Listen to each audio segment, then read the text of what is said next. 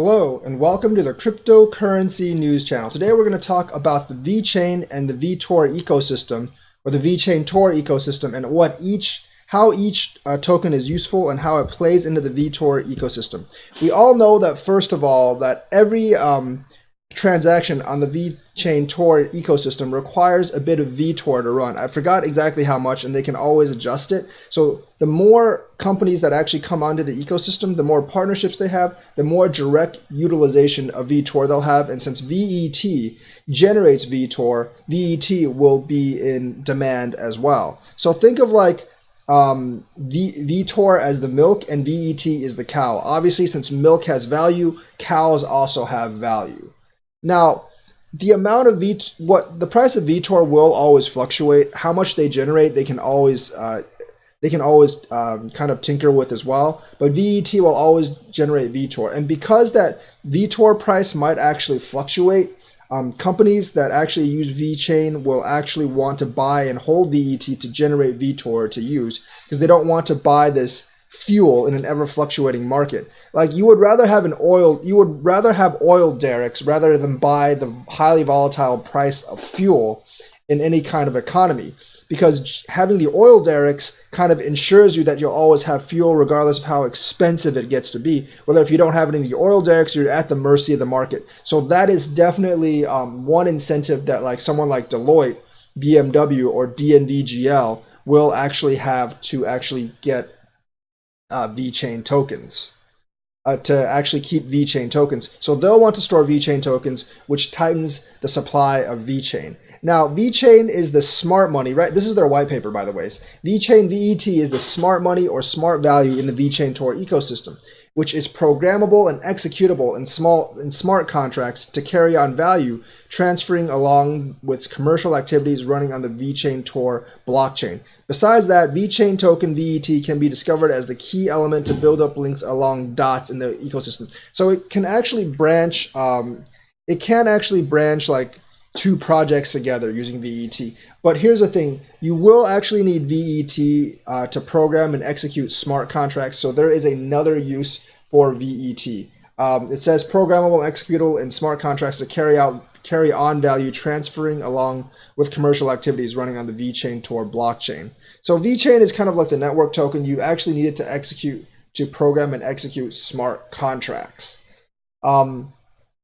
Besides that, VET is a little bit like Ethereum in it's a mainnet, and people who actually deploy projects like Player on VET's mainnet, they will actually want to use ICO in VET token. So you might actually have to have VET token to take a part in those ICOs on the VET blockchain, and that's how they're going to fund their projects. So if you actually look at it that way, it's kind of like why you would hold BNB or ETH, because with the ICOs on their project, they're going to need to buy and trade into VET, which would cause demand for VET as well. So right now, what I can actually say is VET's own demand is threefold. One, it generates Vthor, and the big players will actually want to keep VET because the price of Vthor will fluctuate, and having VET guarantees you Vthor. Two, you actually need it for programmable and executable smart contracts on the network level, and a lot of services, a lot of projects are going to need smart contracts on the VeChain Tor ecosystem.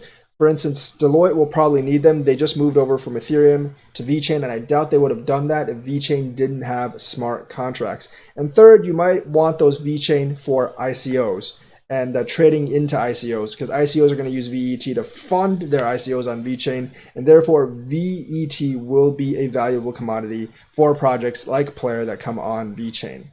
So those are the three reasons right now why VET will be in demand, and hopefully will go up in price once the demand overtakes the supply, especially on the industrial and utilization end for supply chains.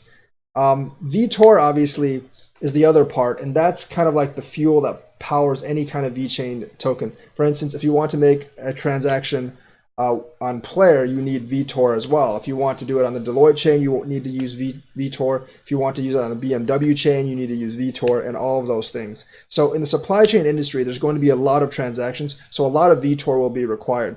My guess is the price of Vthor will always be very low, and they actually might adjust the generation rate of Vthor. There is a limit on the amount of VeChain, so there's not an infinite supply of VeChain, so those will be fought over. But Vthor does not have a cap. They will adjust the Vthor generation rate to whatever is actually necessary to power their transactions. So if you actually have Vthor right now, you might actually just want to trade them in either for cash or for more VeChain, basically, because you never know how the price of Vthor is going to swing. If they increase the Vthor generation rate, the price is obviously going to go down. Whereas if they actually decrease the amount of Vthor needed per transaction, then the price of Vthor will go up. So you never really know if the price of Vthor is going to go up or down. So you might want to keep like a small batch of Vthor just in case they bump the price up. But with most of it, I would actually think that you would want to actually sell it and buy other coins with it just to protect yourself from the price of Vthor going down. And that's obviously if you have enough adequate Vthor. So that is my explanation of how the 3 reasons that VeChain is actually needed and the reason that Vthor is needed in the ecosystem. If there's any more, if you guys have read the entire giant white paper, please let me know if I've left anything out.